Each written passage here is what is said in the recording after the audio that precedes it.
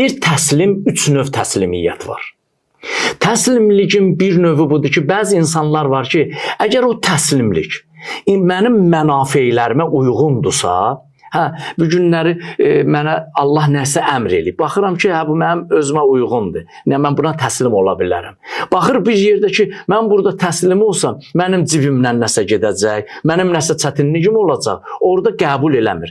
Deyir, belə insanlar yu'minuna bi bəz və yakfuruna bi bəz. O insanlar kimidirlər ki, Allahın əhkamının, şəriətin bəzisinə iman gətiriblər, bəzisinə iman gətirməyiblər.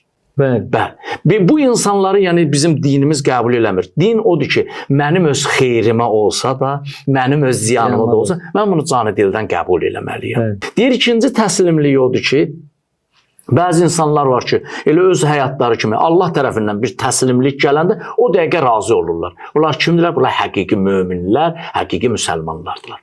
Üçüncü insanlar deyir, daha yüksəklərdir. Bunların özlərinin heç bir seçimləri yoxdur. Bunların gözləri qalıb yalnız Allahın, Peyğəmbərinin və imamlarının. Yəni özləri üçün bir, belə deyək, seçim tutmayıblar. Onlar bizim haqqımızda nə qərar versələr, biz onu eləyəcəyik.